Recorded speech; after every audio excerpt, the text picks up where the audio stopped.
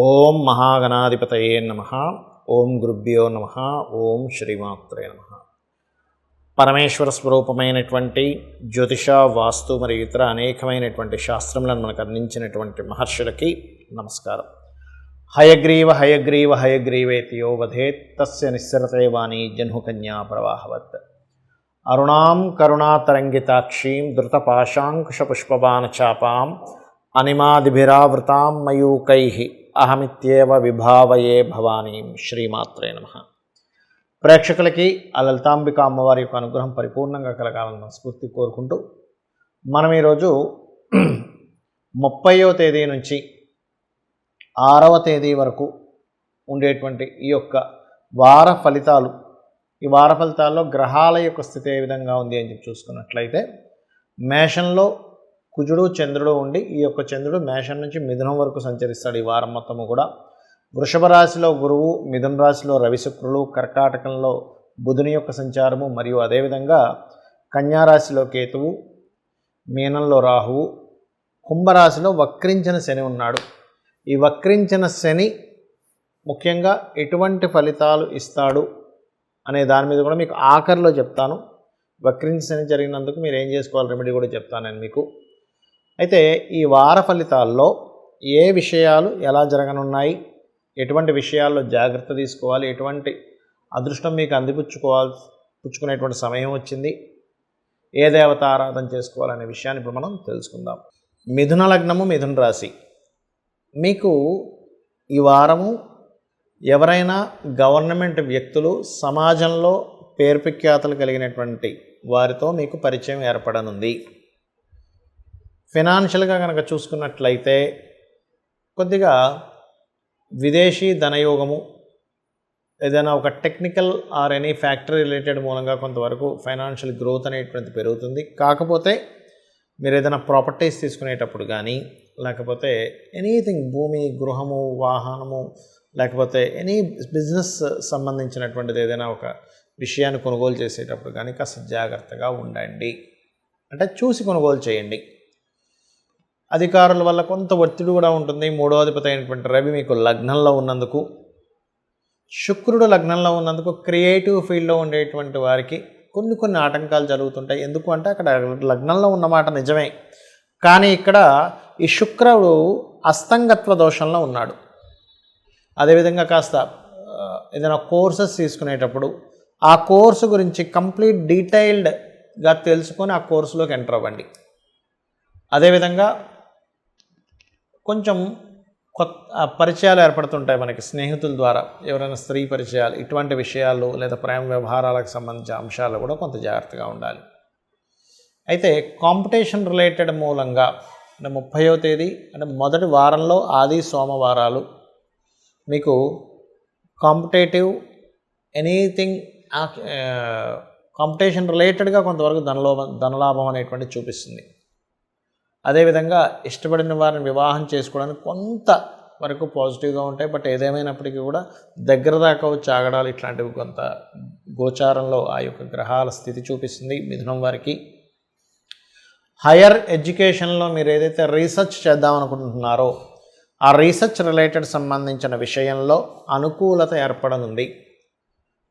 ఇక్కడ మాత్రమే కాకుండా విదేశాలకు వెళ్ళి ఉద్యోగం చేద్దామని చేసే ప్రయత్నం, విదేశీ ధనయోగానికి సంబంధించినటువంటిది ఏదైతే ఉందో అది పర్టికులర్గా మీకు 1, 2, 3 తేదీలు చాలా అనుకూలంగా ఉన్నాయి. 1, 2, 3 తేదీలు అప్పు లభించడానికి కూడా చాలా అనుకూలంగా ఉంది. 1, 2, 3 తేదీలు శత్రువుపై జయం కూడా అనుకూలంగా ఉంది. కాంపిటీషన్ విషయాల్లో కూడా చాలా అనుకూలంగా ఉంటుంది. ఇక మీరు చేయవలసిన దేవత ఆరాధన సూర్య భగవాను ఆరాధన మరియు లలితా సహస్రనామాలు లేదా శ్యామలా దండకం చదువుకోండి, అన్ని విధాలా బాగుంటుంది. మనకి శని వక్రగతి జరిగింది. ఈ వక్రగతికి అన్ని రాసుల వారు ఏమేం చేసుకోవాలి? ముఖ్యంగా ఈ శని వక్రగతి వల్ల ప్రధానంగా కొన్ని రాసులకి కొంత ప్రభావం, ఏదైతే ఇన్ని రోజులు లేట్ అవుతున్నటువంటి ప్రభావం ఏదైతే ఉందో తగ్గుతుంది, కొన్ని రాసులకి పెరుగుతుంది. అదేంటో కూడా చెప్తానండి మీకు.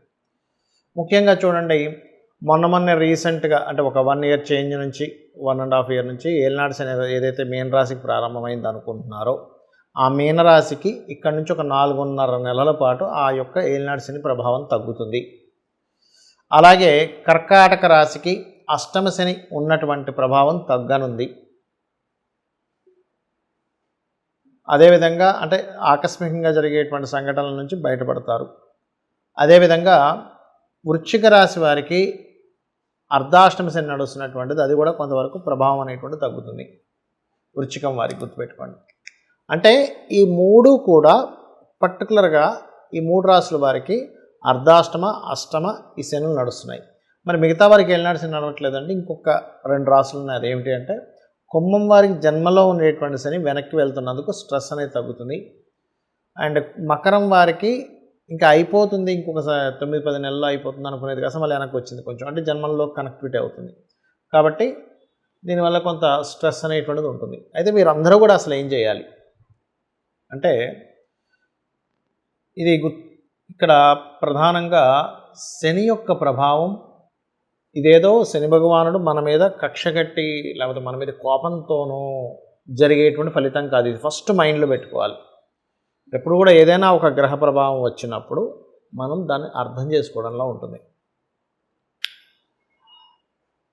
ముందుగా దీన్ని అర్థం చేసుకొని మీరు నిత్యము కూడా వాకింగ్ చేయడం, ఎందుకంటే శని యొక్క కారకత్వాల్లో కాళ్ళు శని కారకత్వంగా చెప్తారు. అందుకే చూడండి, ఎవరి జన్మజాత చక్రంలో అయినా శని భగవానుడు పాడయ్యాడు అనుకోండి, కాళ్ళ నొప్పులు రావడం, నరాలు లాగడం లాంటివి జరుగుతూ ఉంటాయి.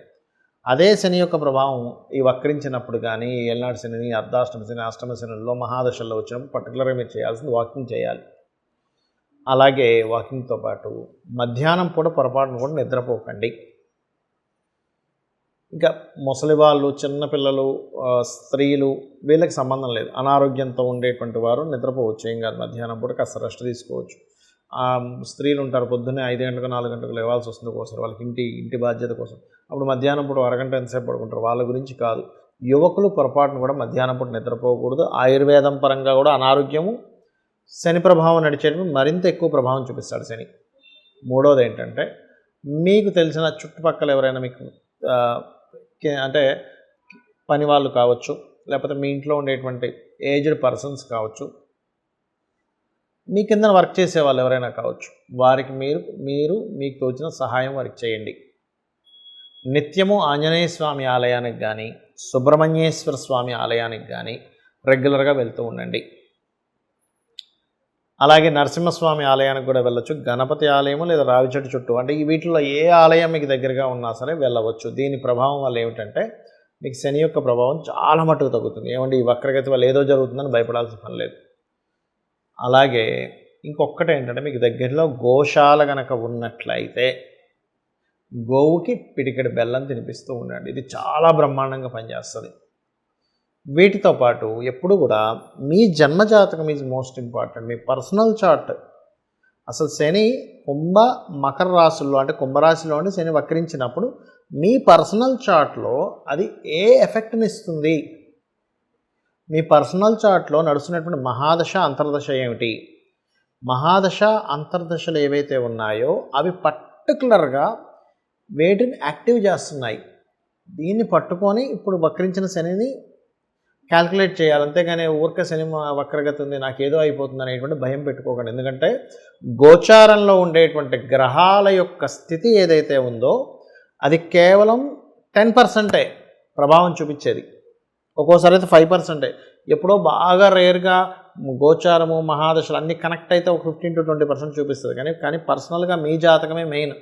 అంటే మీరు జన్మించినప్పుడు ఉన్నటువంటి సమయాన్ని, నెలని, మాసాన్ని, అదే మన తేదీని, సంవత్సరాన్ని అన్నింటినీ తీసుకొని లగ్నం నుంచి ఏ గ్రహాలు ఎక్కడున్నాయి, మీరు పూర్వజన్మలో చేసినటువంటి పుణ్యం ఆధారంగా ఆ యొక్క పరమేశ్వరుడు ఆయా గ్రహాలు అక్కడ ఉండేలాగా మిమ్మల్ని ఎలా పుట్టించాడు, గొప్ప పుణ్యం చేస్తే ఇప్పుడు వచ్చేటువంటి గుడ్ రిజల్ట్స్ ఏమిటి, మనకు తెలుసో తెలియకో అజ్ఞానంలో చేసినటువంటి కొన్ని పాపాల వల్ల కలిగేటువంటి గ్రహాల స్థితి వల్ల మనం ఎలా తగ్గించుకోవాలనేటువంటిది తెలుసుకుంటూ మీరు ఎటువంటి కర్మలు చేసినా ఒకటే గుర్తుపెట్టుకోండి, మీకు తెలుసో తెలియకో అజ్ఞానంలో కొన్ని కర్మలు చేసేస్తారు.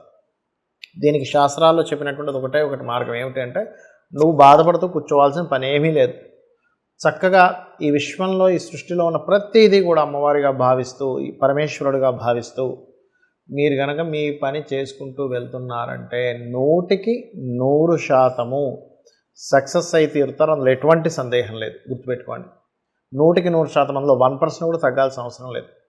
బట్ మీ పని మీరు చేసుకుంటూ వెళ్ళాలి. ఎందుకంటే పనే మనం చేసే వర్కే కర్మ.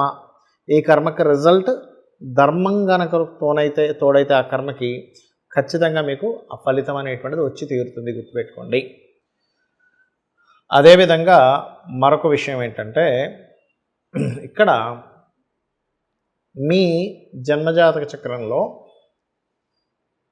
ఈ మహాదశ అంతర్దశలతో పాటు వాస్తుపరంగా కూడా ఎటువంటి దోషాలు లేకుండా చూసుకోండి. అంటే ఉత్తరంలో బాత్రూమ్స్ లేకుండా చూసుకోండి, ఉత్తరంలో వైట్ కలర్ ఉండేలా చూసుకోండి, ఆగ్నేయంలో వాటర్ లేకుండా చూసుకోండి. ఇట్లా కొన్ని ఉంటాయి వాస్తులో. నేను చాలా వీడియోలు చెప్పాను, దాదాపుగా ఓన్లీ వాస్తు మీద ఒక 500 వీడియోలు ఉన్నాయి. అవి చూడండి, చూస్తే మీకు పూర్తి వాస్తు అవగాహన వస్తుంది. అమ్మవారి అనుగ్రహంతో మీరు చల్లగా ఉండాలని మనస్ఫూర్తి కోరుకుంటూ శ్రీమాత్రే నమః.